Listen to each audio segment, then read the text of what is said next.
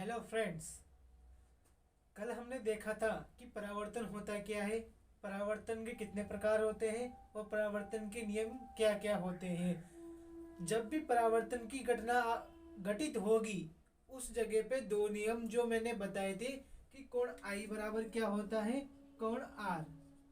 First नियम को ये फॉलो करेगा। दूसरा नियम क्या था कि जो आपतित किरण होती है और परावर्तित किरण होती है, वो जो अभिलंब होता है आपका, वो तीनों क्या होते हैं, एक ही तल पर होते हैं।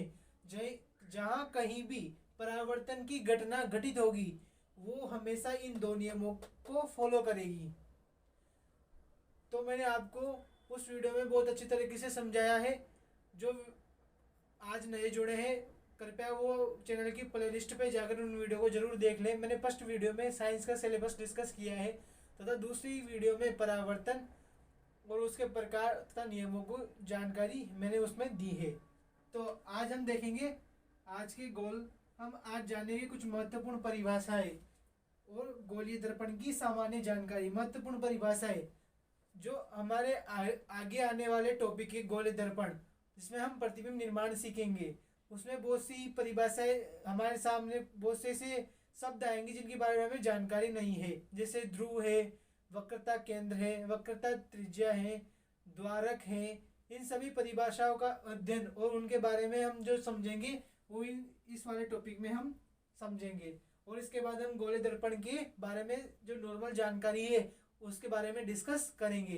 तो चलिए स्टार्ट करते हैं आज की क्लास। चलिए देखते हैं पहली परिभाषा।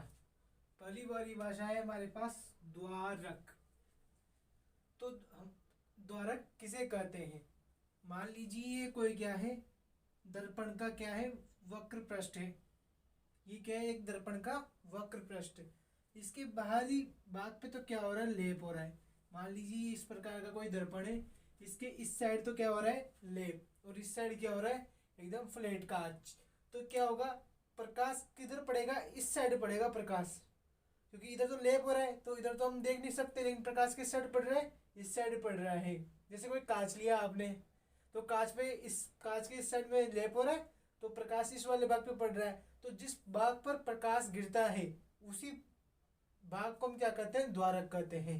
तो आप परिभाषा देख सकते हैं कि दर्पण का वह पृष्ठ या वह भाग जिस पर प्रकाश आपतित, या आपतित का मतलब है गिरना। हम साइंस की भाषा में गिरने को क्या बोलेंगे, आपतित होता है, उसे अपन क्या कहते हैं, द्वारक। कोई भी दर्पण के जिस पृष्ठ पर प्रकाश गिरता है उसे हम क्या कहते हैं, द्वारक कहते हैं। दूसरी परिभाषा हम देखते हैं, वक्रता केंद्र। ये कोई वक्र है या दर्पण का कोई पृष्ठ है जो वक्र से निर्मित है। जैसे मान लीजिए पूरा ये ये पूरा क्या है, एक दर्पण था, गोल दर्पण था। इसका मैंने क्या किया, इतना सा भाग काट लिया, वो इसके वक्र वक्रनुमा एक संरचना ले ली, तो ये क्या हो जाएगा, वक्र पृष्ठ हो जाएगा।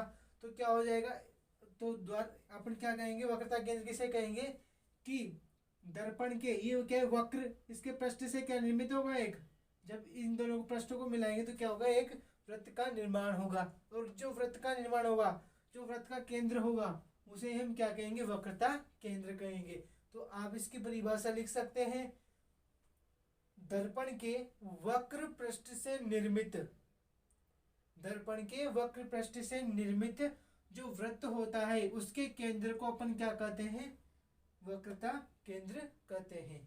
एक परिभाषा और पूछी जाती है वक्रता त्रिज्या की। तो वक्रता त्रिज्या किसे कहेंगे, दर्पण के वक्र पृष्ठ से निर्मित वृत्त की जो त्रिज्या होती है, वृत्त की जो त्रिज्या होती है उसे अपन क्या कहते हैं, वक्रता त्रिज्या, जिसे कैपिटल आर से डिनोट करते हैं, तथा वक्रता केंद्र को कैपिटल सी से डिनोट करते हैं। तो आपके ये दोनों परिभाषा समझ में आ गई होगी। मैं एक बार और बता देता हूँ। वक्रता केंद्र किसे कहेंगे, दर्पण के वक्र पृष्ठ से निर्मित जो वृत्त का निर्माण हो रहा है उसका जो केंद्र होता है उसे अपन क्या कहेंगे, वक्रता केंद्र कहेंगे। वक्रता त्रिज्या किसे कहेंगे, दर्पण के जो वक्र पृष्ठ से निर्मित वृत्त की जो त्रिज्या होती है उसे हम क्या कहेंगे, वक्रता त्रिज्या कहेंगे।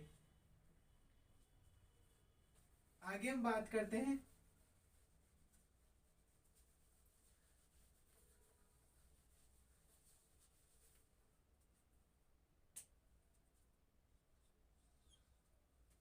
आगे हम बात करते हैं थर्ड नंबर की परिभाषा, जिसे अपन कहते हैं मुख्य अक्ष। अब देखेंगे हम मुख्य अक्ष होती क्या है। ये एक कह लिया मैंने, एक दर्पण का वक्र पृष्ठ लिया, जिसके बाहरी पृष्ठ पर क्या हो रहा है, लेप हो रहा है। ये क्या है, इसके पृष्ठ से निर्मित क्या होगा, एक वक्र का निर्माण होगा, वृत्त का निर्माण होगा, जिसका केंद्र मैंने मान लिया ये है। इसको मैंने क्या दिया, वक्रता केंद्र को किससे डिनोट करते हैं, सी, है ना। और जो दर्पण का जो मध्य बिंदु होता है, माना मध्य बिंदु दर्पण का क्या है, पी है। तो इस पी को अपन कहते हैं ध्रुव। क्या कहते हैं, ध्रुव कहते हैं। इसकी जानकारी मैं आपको आगे दूंगा। तो वक्रता केंद्र वो ध्रुव को मिलाने वाली रेखा जिस अक्ष से गुजरती है, क्या कहेंगे, मुख्य अक्ष किसे कहेंगे, वक्रता केंद्र तथा ध्रुव को मिलाने वाली रेखा जिस अक्ष से गुजर रही है उसे अपन क्या कहेंगे, मुख्य अक्ष कहेंगे। बहुत सिंपल सी परिभाषा है। वक्रता केंद्र सी तथा ध्रुव पी को मिलाने वाली रेखा ही क्या कहलाती है, मुख्य अक्ष कहलाती है। यह परिभाषा लिख सकते हैं आप, वक्रता केंद्र तथा ध्रुव को मिलाने वाली रेखा जिस अक्ष से गुजरती है उसे अपन क्या कहते हैं, मुख्य अक्ष कहते हैं। ये क्या हो जाएगी हमारी, क्या हो जाएगी, मुख्य अक्ष। मुख्य अक्ष। फोर्थ नंबर की बात करते हैं, ध्रुव को ले लेते हैं हम। अब देखेंगे ध्रुव किसे कहते हैं। जैसे कोई ये लिया मैंने दर्पण, ये क्या है, एक मुख्य अक्ष, मुख्य अक्ष है। ये क्या है, कोई वक्रता केंद्र यहाँ पे। अब देखते हैं अपन ध्रुव किसे कहते हैं। मैंने क्या किया, इस दर्पण के इस वाले पार्ट पे एक प्रकाश किरण आपतित की। अब प्रकाश किरण माना हमने आई कोण पे आपतित की, तो यहाँ पे क्या होगा, दर्पण पे परावर्तन की घटना घटित होगी। तो परावर्तन की घटना के पश्चात ये इस प्रकार चली जाएगी, जाएगी नहीं जाए। और यहाँ पे कोण क्या बनेगा, कोण आर। दर्पण का वह मध्य बिंदु जिस पर आपतित, ये क्या है, आपतित किरण,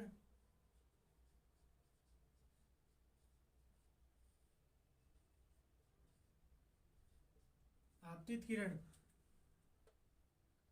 और ये कौन सी है, परावर्तित किरण।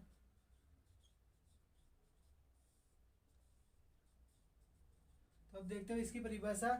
दर्पण का वो मध्य बिंदु जिस पर आपतित प्रकाश किरण उसी कोण पर परावर्तित होती है जिस कोण पर क्या हुई थी, वो आपतित हुई थी। मतलब कोण आई पर प्रकाश किरण आपतित हो रही है तो वो किस पे जाएगी, माना कि ये 30 डिग्री का कोण बनाते हुए आपतित हो रही है, तो वो क्या होगी, परावर्तित कितने डिग्री के कोण पे होगी, 30 डिग्री का कोण बनाते हुए वो प्रकाश किरण क्या हो जाएगी, परावर्तित हो जाएगी। तो दर्पण का वो बिंदु या वह मध्य बिंदु जिस पर आपतित प्रकाश किरण उसी कोण पर परावर्तित होती है जिस कोण पर वह आपतित हुई थी, तो उस बिंदु को अपन क्या कहते हैं, ध्रुव कहते हैं।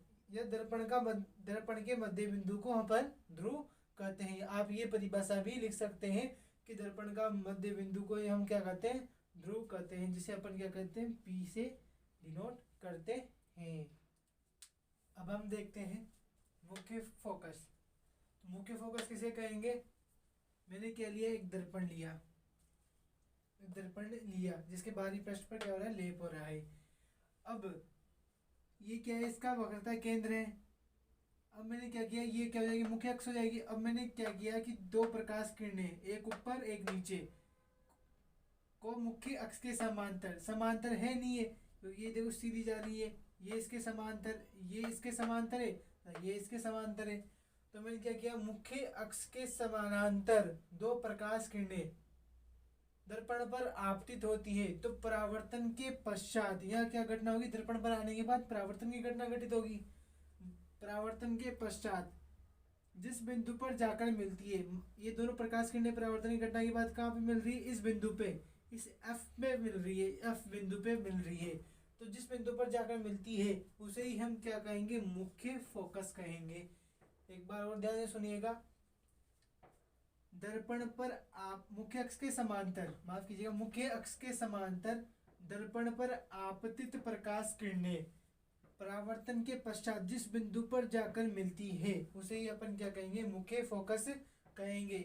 एफ मुख्य फोकस बिंदु को जो जहाँ पे वो मिल रही है उस बिंदु को अपन एफ से दर्शाएंगे।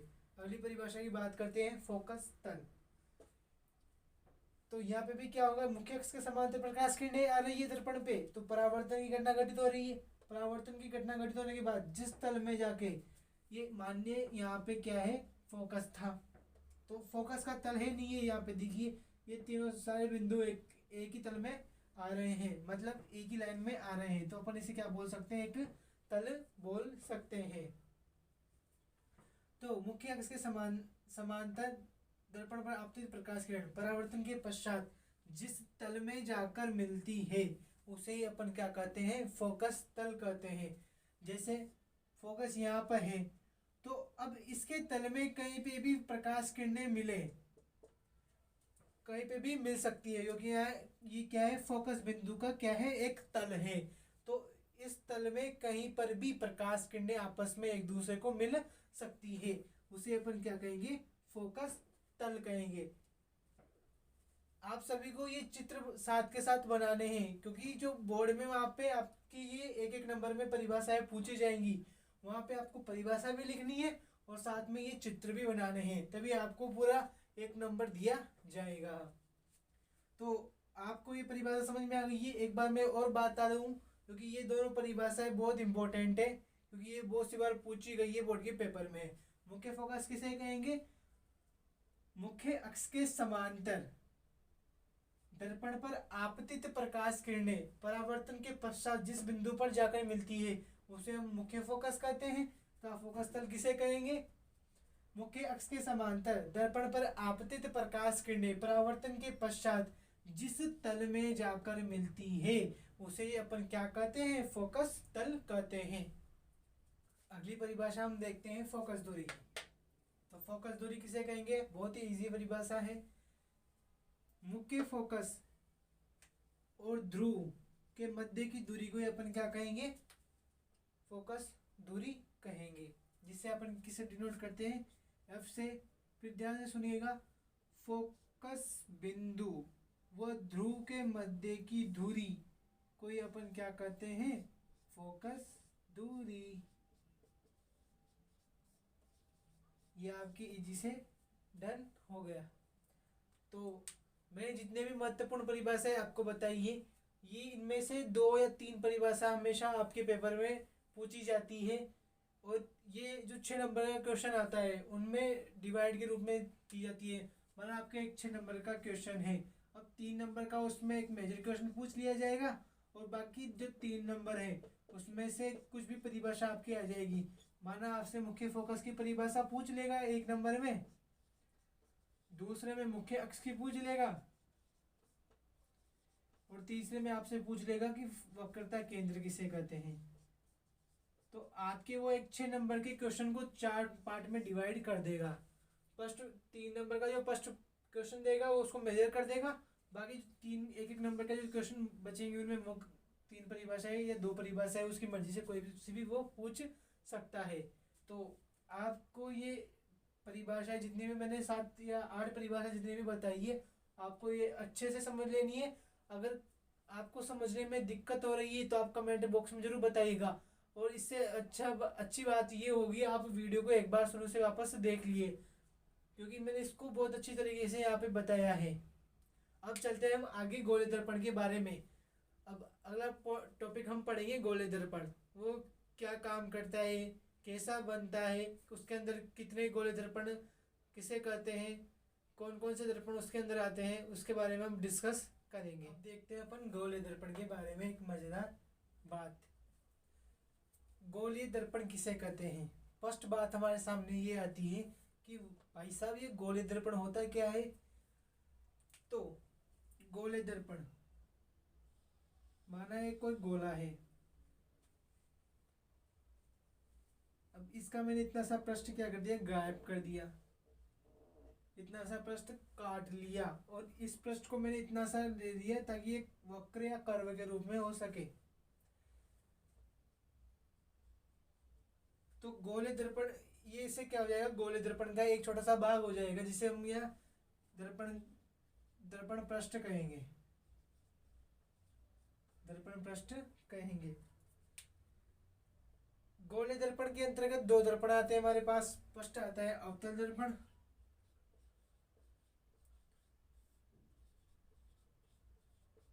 और दूसरा आता है हमारे पास उत्तल दर्पण।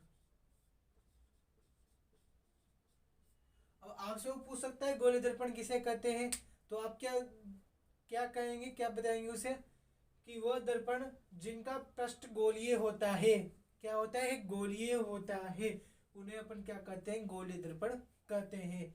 दर्पण के अंदर दो टाइप्स होते हैं, फर्स्ट होता है गोले दर्पण और एक आता है समतल दर्पण, जिसे हम हमारे घरों में काम लेते हैं अपना चेहरे देखने में, जिसमें आप यूँ देख के अपने बालों को यूँ बड़ा सजाते हैं, वो समतल दर्पण होता है।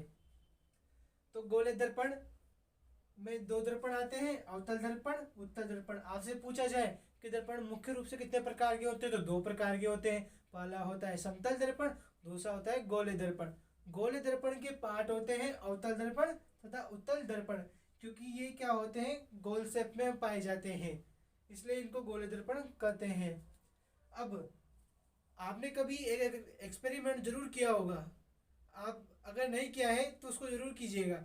आपने कभी देखा होगा कि आप जब चम्मच को इस तरह पकड़ते हो कि उसका शेप यूं आता है, मतलब जो मुड़ा हुआ भाग होता है वो बाहर की तरफ होता है, तथा जो, सॉरी माफ कीजिएगा, जो मुड़ा हुआ भाग होता है वो बाहर की तरफ होता है, और जो ये अंदर वाला पार्ट होता है, जब आप इसमें शक्ल देखते हैं तो आपको किस प्रकार से अपनी शक्ल दिखाई देती है।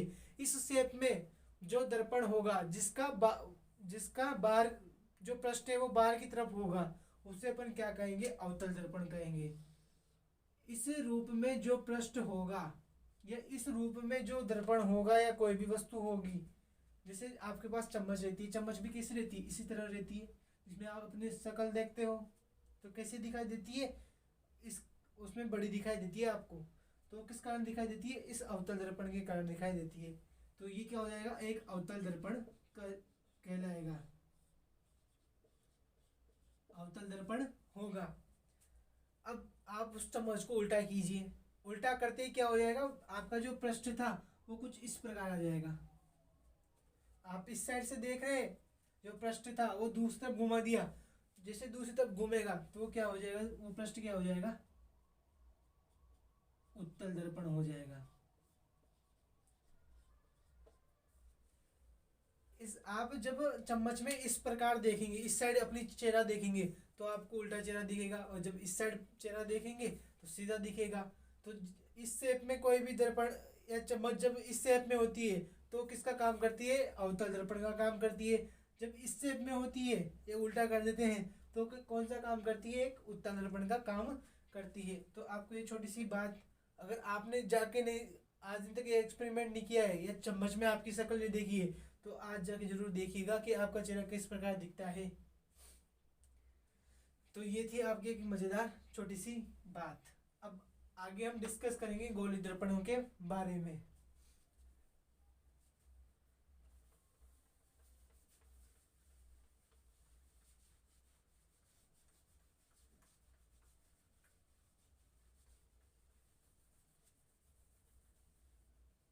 तो मैं आपको बता चुका हूँ कि गोले दर्पण दो प्रकार के होते हैं, एक होता है अवतल दर्पण, एक होता है उत्तल दर्पण।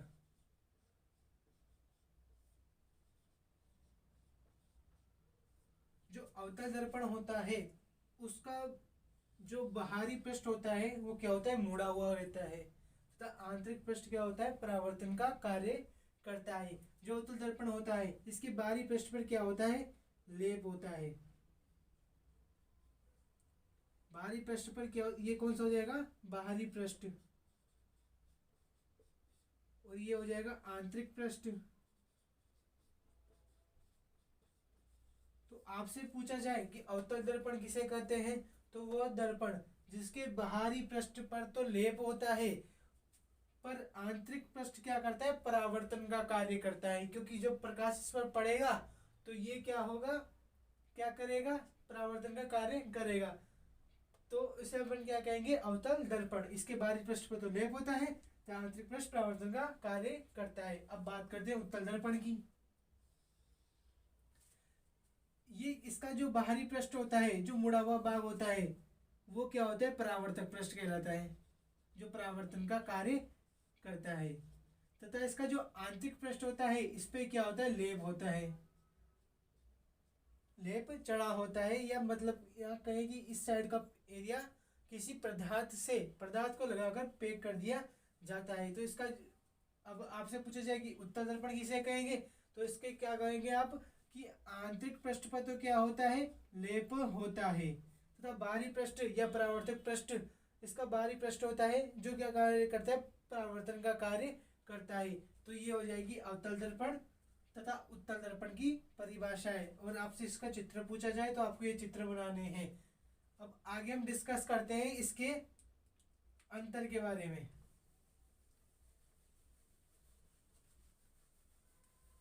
तो फर्स्ट अंतर तो यही हो जाएगा कि इसके आंतरिक पृष्ठ परावर्तन का कार्य करता है, बाहरी पृष्ठ पर लेप होता है। इसके आंतरिक पृष्ठ पर लेप होता है, बाहरी पृष्ठ परावर्तन का कार्य करता है। अवतल दर्पण वो उत्तल दर्पण में आगे समझने से पहले अपन एक छोटा सा प्रैक्टिकल करके देखते हैं। और ये प्रैक्टिकल आपको करना है, क्योंकि ये जब आप ये प्रैक्टिकल करेंगे तो आपके बहुत सारे कन्फ्यूजन दूर हो जाएंगे। बात करते हैं प्रैक्टिकल क्या है। तो छोटे बच्चे, आप जब छोटे होंगे तो आप बहुत खुरापाती होंगे, क्योंकि मैं भी खुरापाती था। अपन क्या करते थे, एक कागज ले लेते थे और हमारे पास जो ज्योमेट्री बॉक्स होता था उसमें हमारे पास क्या होता था, एक लेंस निकलता था। आपने बहुत सारे लेंस देखे होंगे, बहुत कबाड़ी किए होंगे इस लेंस के साथ। मैंने तो बहुत किए हैं, क्योंकि मैंने इससे बहुत सी बार क्या है, जो हमारे कंडे आते हैं गाय के गोबर के, वो जला रखे हैं और हमने कागज भी जला रखा है। तो आपने क्या किया होगा बचपन में, एक कागज लिया होगा और जब आप इसको सन होगा आपके आकाश में, तो आपको क्या करना है, इसके बीच में क्या लगाना है, ये जो लेंस था जो आप ज्योमेट्री बॉक्स में निकलता है उसको लगा देना है। अब यहाँ से जो सनलाइट आएगी, प्रकाश की किरणें आएगी, वो इस लेंस से जाएगी। तो अब क्या करेगा लेंस, जो क्या करेगा, प्रकाश की किरणों को क्या कर देगा, आर पार जाने देगा, ये प्रकाश की किरणों को निकाल देगा। अब ये क्या करता है, जो पेज लिया है, आप उस पेज को अगर जलाना है आपको, तो आपको इस पेज को इस प्रकार सिस्टमेटिक ढंग से किसका आगे पीछे करना होगा कि इस पेज पे जो सन की जो किरणें हैं वो एक डॉट का रूप ले ले। क्या ले ले, एक डॉट का रूप ले ले। जब इस कागज पे एक डॉट का रूप ले लेगी प्रकाश किरणें, तो क्या होगा, धीरे धीरे कुछ समय पश्चात क्या होगा, ये कागज अपने आप क्या होने लग जाएगा, जलने लग जाएगा धुएं के रूप में। इसे क्या निकलने लग जाएगा, धुआं निकलने लग जाएगा। अब इस प्रैक्टिकल से आपको एक चीज आसानी से पता लग जाएगी, जिस जगह ये डॉट बिंदु बन जाता है, मान लीजिए कागज यहाँ पर है और लेंस यहाँ पर है, तो इस बीच की जो दूरी है, इसको अगर डॉट इस जगह पे बन रहा है या इतनी दूरी पर होने पर लेंस कागज पर डॉट बन रहा है, तो आप उस डॉट और लेंस के बीच की दूरी को माप सकते हैं स्केल से, या कुछ भी चीज़ से आप नाप कर पता लगा सकते हैं कि उस लेंस की फोकस दूरी कितनी होगी। मैंने अभी थोड़ी देर पहले बताया था कि फोकस दूरी किसे कहते हैं। ये इसमें लेंस है, तो आप मैं दर्पण में बताऊंगा आपको। प्रकाश किरणें क्या होती है, दर्पण में आती है, इसके बाहरी पृष्ठ पर लेप होता है, तो प्रकाश किरणें क्या आर पार नहीं जा पाती।